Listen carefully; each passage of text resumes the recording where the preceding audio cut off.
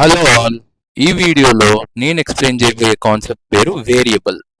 So ముందు definition చూద్దాము, what is variable, తర్వాత ప్రోగ్రామ్ పరంగా చూద్దాం. సో వేరియబుల్ అంటే ఏమిటంటే, a variable is like a label attached to a value. So you can use the label instead of the value directly.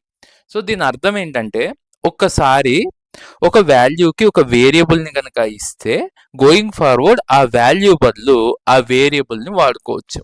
For suppose ఇప్పుడే పుట్టిన బాబుని జనరల్గా అందరూ బాబో పాపో అని పిలుస్తారు. ఒక 21 రోజుల తర్వాత ఎప్పుడో పేరు పెట్టాక వాడిని పేరుతో పిలుస్తారు.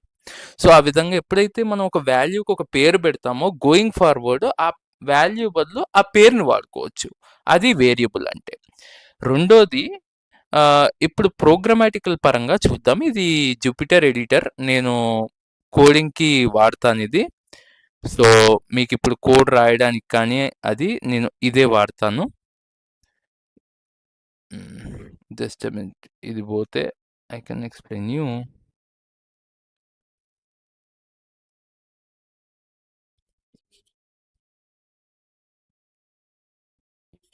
Yeah, so now this is Jupiter editor. So ఈ పైథాన్ నోట్బుక్ని నేను ఒకటి లాంచ్ చేస్తాను. ఈ నోట్బుక్లో మనం కోడ్ అనేది రాస్తాము.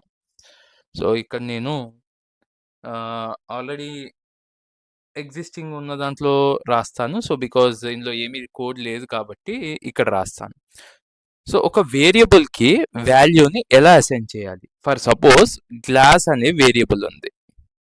సో దీనికి నేను వాటర్ అనే వాల్యూని ఇవ్వాలి. అంటే ఫస్ట్ ఏం చేయాలి? గ్లాస్ అనే పేరు రాయాలి. ఓకే, తర్వాత వాల్యూకి వేరియబుల్కి మధ్యలో ఈక్వల్ టు అని పెట్టి వాటర్ అని వాల్యూ ఇవ్వాలి. సో ఇక్కడ ఏంటి, గ్లాస్ అనేది వేరియబుల్ నేము, వాటర్ అనేది వాల్యూ. సో ఇవి రెండింటిని వాల్యూని గ్లాస్ అనే వేరియబుల్కి ఎలా అసైన్ చేయాలి? మధ్యలో వీటి రెండింటి మధ్యలో ఈజ్ ఈక్వల్ టు పెట్టాలి. ఇప్పుడు going forward instead of water నేను గ్లాస్ అని రాయొచ్చు. సో ఇది starting very basic concept of programming. So ఇప్పుడు నేను దీన్ని ఎగ్జిక్యూట్ చేస్తే ఇది వాటర్ అని రిజల్ట్ ఇస్తుంది. అండ్ రెండోది, ఒక చిన్న పెయింట్ వాడి మీకు చెప్తాను. ఇది ఒక గ్లాస్ అనుకోండి, ఇందులో ముందు నేను వాటర్ పోసాను. సో కొత్త ఇమేజ్తో ఎక్స్ప్లెయిన్ చేస్తాను, ఇది వరకు ఇది ఆల్రెడీ కొంచెం క్లారిటీ కోసం. సో ఇక్కడ నేనేం చేస్తానంటే, ఒక గ్లాస్ తీసుకున్నాను, ఇందులో ఫస్ట్ వాటర్ పోసాను. ఓకే, వాటర్ పోసాను. సో తర్వాత నా దగ్గర ఒకటే గ్లాస్ ఉందనుకోండి, పేదవాడిని, ఒకటే గ్లాస్ ఉంటే మా ఇంట్లో. సో ఈ గ్లాస్లో ఈ వాటర్ని మళ్ళీ వంపేసి నేను బటర్ మిల్క్ పోసుకున్నాను. ఇప్పుడు ఈ గ్లాస్లో ఏముంటుంది? బటర్ మిల్క్ ఉంటుంది. తర్వాత ఇదే గ్లాస్లో నాకు కూల్ డ్రింక్ తాగాలనిపించింది. సో బటర్ మిల్క్ వంపేసి కూల్ డ్రింక్ పోసుకున్నాను. సో ఇప్పుడు నాకు ఏ వాల్యూ ఉంటుంది గ్లాస్లో అంటే కూల్ డ్రింక్ ఉంటుంది. సో వేరియబుల్లో ఎప్పుడూ కూడా లేటెస్ట్ వాల్యూ అనేది స్టోర్ అవుతుంది. ఈ ఎగ్జాంపుల్లో ఈ గ్లాస్లో కూల్ డ్రింక్ ఉన్నట్టు మన వేరియబుల్లో ఎప్పుడైతే వాల్యూస్ మారుస్తుంటామో ఏదైతే లేటెస్ట్ వాల్యూ అంటే లాస్ట్కి అసైన్ చేస్తామో అది ఉంటుందన్నమాట. అసైన్ చేయడం అంటే ఏం లేదు, ఈజ్ ఈక్వల్ టు మధ్యలో పెట్టి లెఫ్ట్ సైడ్ వేరియబుల్ నేమ్ ఇచ్చి రైట్ సైడ్ వాల్యూ ఇచ్చేస్తే ఈ వాల్యూని ఈ వేరియబుల్కి అసైన్ చేసినట్టు. ఇప్పుడు నేను గ్లాస్లో బటర్ మిల్క్ తీసుకుంటున్నాను. ఫస్ట్ వాటర్ తీసుకున్నా కదా, ఇప్పుడు బటర్ మిల్క్ తీసుకుంటున్నాను. సో అది కొటేషన్స్లో ఎందుకు పెడుతున్నాను అనేది నేను తర్వాత ఎక్స్ప్లెయిన్ చేస్తాను. డేటా టైప్స్ అనే కాన్సెప్ట్ వస్తుంది నెక్స్ట్, అందులో చెప్తాను. తర్వాత glass is equal to okay cool drink.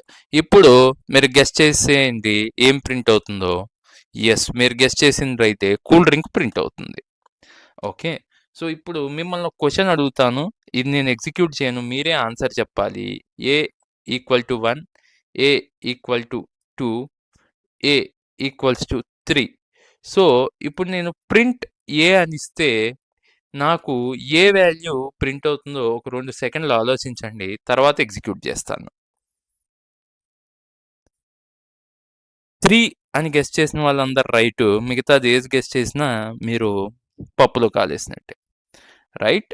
So ఇది first concept of variable. Next concept ఏంటంటే వేరే లాంగ్వేజెస్లో 2 వేరియబుల్ని ఇవ్వాలి అంటే a equal to 1 b equal to 2 అంటే 2 డిఫరెంట్ లైన్స్లో రాయాల్సి వచ్చేది. బట్ పైథాన్లో బ్యూటీ ఏంటంటే దీన్ని ఒకటే లైన్లో రాయొచ్చు. a comma b equal to 1 comma 2. So ఇప్పుడు ప్రింట్ ఏ అని ఇచ్చానంటే మీరు గెస్ చేయండి ఏం ప్రింట్ అవుతుందో. 1 ప్రింట్ అవుతుంది, ఎందుకంటే 1 అని ఇచ్చాము ఇక్కడ. లేటెస్ట్గా 1 అనే వాల్యూ ఇచ్చాం కదా. సో ఇది 1 అని ప్రింట్ అయింది. అదే ప్రింట్ బి అంటే ఏం ప్రింట్ అవుతుంది? 2 ప్రింట్ అవుతుంది. సో ఈ విధంగా ఇవ్వచ్చు. సో వేరే ప్రోగ్రామింగ్ లాంగ్వేజ్లో మరి ఈ కాన్సెప్ట్ ఉందో లేదో తెలీదు. పైథాన్లో ఈజీగా 2 లైన్లో రాయాల్సిన కోడ్ని మనం ఇక్కడ ఒకటే లైన్లో రాయొచ్చు. నెక్స్ట్ సేమ్ వాల్యూ 3 డిఫరెంట్ వేరియబుల్స్కి ఇవ్వాలి. అప్పుడు ఎలా అంటే a equal to b equal to c equal to 30 అంటే ఇప్పుడు ఏబిసి వాల్యూలు 3 30 లాగా వచ్చేస్తాయి. ప్రింట్ ఏ ఇది 30 అనే చూపిస్తుంది. ఓకే, నా బీసీ కూడా సేమ్. మీరు ఒకసారి ప్రింట్ చేస్తే బీసీ కూడా మీకు 30 అనే చూపిస్తుంది. ప్రింట్ సో సి కూడా 30 చూపిస్తుంది. నా సో ఇది అలానే ఉంది. ఇప్పుడు మీకు ఒక చిన్న ఇది చూపిస్తాను. ఇంటర్వ్యూస్లో మనం జనరల్గా అడిగే question can you swap 2 numbers అంటారు. సో మనం ఏం చేస్తాము, జనరల్గా వేరే లాంగ్వేజెస్లో అయితే మనము 2 వాల్యూస్ తీసుకుందాం. a comma b equal to 1 comma 2. అదే వేరే లాంగ్వేజెస్లో అయితే ఇప్పుడు టెంప్ అని వేరియబుల్ తీసుకొని ఫస్ట్ ఏ వాల్యూ టెంప్లోకి వేస్తాం. ఓకే, నా ఇప్పుడు ఏ వాల్యూ ఆల్రెడీ టెంప్లోకి వెళ్ళింది కాబట్టి బీని ఏలోకి వేసేయచ్చు. A equal to B. ఇప్పుడు మనము okay B equal to temp అంటే ఏ వాల్యూ బిలోకి వచ్చేస్తుంది. నా ఇప్పుడు కనుక ప్రింట్ చేస్తే ఏ వాల్యూ 2 బి వాల్యూ 1 వస్తుంది ఆఫ్టర్ స్వాపింగ్. సో ఇప్పుడు ఏ అంటే ఎంత రావాలి? 2 వస్తుంది because we swapped it. Print B అంటే ఓకే 1 వస్తుంది బికాస్ స్వాపింగ్ అనేది జరిగింది. మనం 1,2 ఇచ్చాము, అది 2,1 అవుతుంది. సో ఇప్పుడు ఈ గోల్ అంతా టెంపు కంపు ఇవన్నీ ఎందుకు? మనకి పైథాన్ అనేది బ్యూటిఫుల్ ఈజీ లాంగ్వేజ్ కదా, అందుకనే నేర్చుకుంటున్నాం. ఏ కామా బి స్వాప్ అవ్వాలి అంతే కదా. బి కామా ఏ అని రాస్తే అయిపోయింది. ఇప్పుడు చూడండి యాక్చువల్ వాల్యూస్ వస్తాయి, ఎందుకంటే మనం స్వాపింగ్ చేశాక రివర్స్ అయ్యాయి కదా. ఇప్పుడు చూడండి A1 B2 కింద మారిపోతాయి బికాస్ మనం 2 సార్లు స్వాప్ చేస్తే ఏమవుతుంది, ఎగ్జాక్ట్ వాల్యూకి వచ్చేస్తుంది. A1 వచ్చింది, సో ప్రింట్ బి అంటే 2 వస్తుంది. సో ఇది బ్యూటీ ఆఫ్ పైథాన్.